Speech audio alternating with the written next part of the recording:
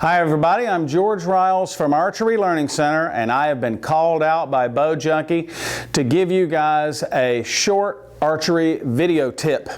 So here we go. I have Will Raper here with me. And on my Facebook page, facebook.com/GRIV60X, we put the challenge video out there, and we gave everybody an opportunity to choose which tip that they would like to receive. And the winner was going to receive a Archery Learning Center hat. And the winner was? Michael DeLoach. Michael DeLoach, you are the winner.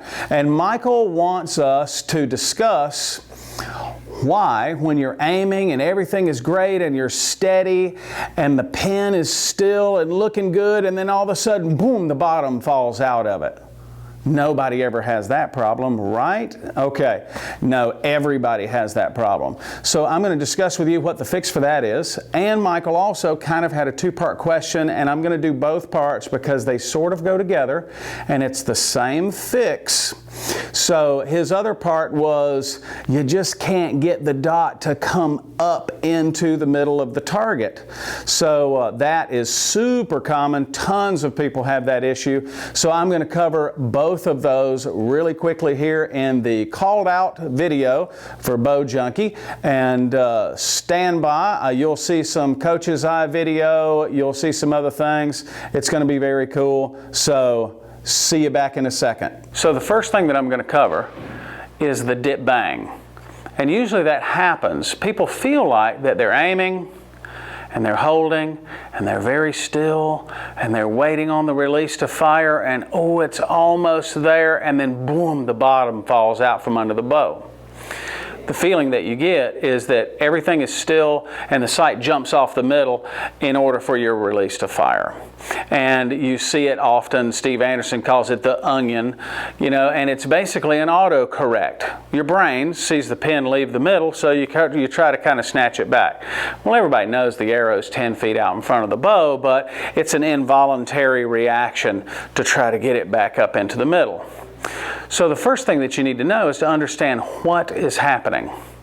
The reason that this happens is when you're holding at full draw and you're anchored and you're all set and you're so careful to make that bow be still that your frame is frozen in position. And slowly you leak a tiny bit of pressure while you're carefully holding that aim, and you're not holding back against the bow and you're not maintaining your pressure at full draw. So that slight leak of pressure causes the cam to move. So basically, I've got an axle through a cam here so that I can show you what this looks like. So basically the cam comes back at full draw like this. And you're holding it back at full draw, and then when the pressure begins to leak out, you can't actually see the cam moving when you're, people call it a creep, when you can see the arrow actually moving forward on the rest. That's much more exaggerated than what I'm talking about here. Depending on how crunchy that your cam bearings are, that cam has friction, or the bearing has friction. And you're holding it back with the holding weight, and you're slowly relaxing against the holding weight. Soon, you relax just enough so that the friction is overcome in the bearing, and it goes like that just a little bit. And you can't actually see the cam do that, but your sight pin can. And when you relax enough so that beak that moves a little, that's when the bottom falls out of it and makes your release fire. Sometimes just that sudden pressure change of the bow falling out of the bottom is all it takes to make the release activate. So I'm going to switch over to a coach's eye video, and I'm going to show Will draw his bow back to full draw and show you how to get the weight of the bow into your back so that you can hold the bow at full draw without feeling like you have to pull the wheels off of the bow.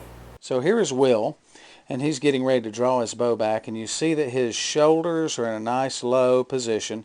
But in order to pull his bow back, you'll notice that his drawing shoulder, he'll raise that up kind of high, and the shoulder blade goes up like that, and you can see the trap muscle there next to his neck is bunched up.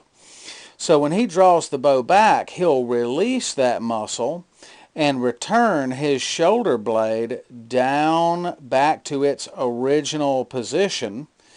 And you can tell when he's in the right position. If you look right here, you can see that little valley right there in his shoulder top.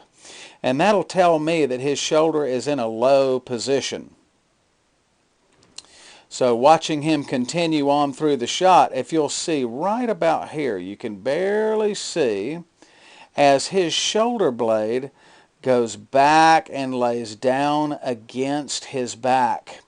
And that little backwards move right here as he anchors locks that shoulder back at full draw. Now when I use the word lock, I don't mean that you're going to rigidly hold it there.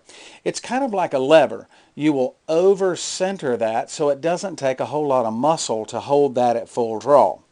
So when he gets back at full draw, he has pressure built with back tension in the bow, and he'll continue working the release, and then the shot will go. And the release comes with a little relaxation from the wrist against the pressure that he's built up in his back, and that causes the shot. Just a little side note, pay attention to Will's bow arm here and the level of his shoulders as the bow goes off. His torso doesn't change and his bow arm stays up. That is a good looking shot. And I can show you the form fix that's nearly the same thing. They're kind of a two-part deal that go together that keeps your dot up in the middle. So here we go. So his shoulders are straight. The reason that your dot would hang out in the bottom, if this shoulder is high and then you pull a little more, it sort of goes up and back like this way, which forces your sight down out of the bottom of the target. Now, if you don't do that last step when he's relaxed here, and then he sort of transfers that weight in line with his torso, or transfers the holding into his back, he flattens this out, transfers into his back, and that keeps him from leaking pressure while he's being super steady.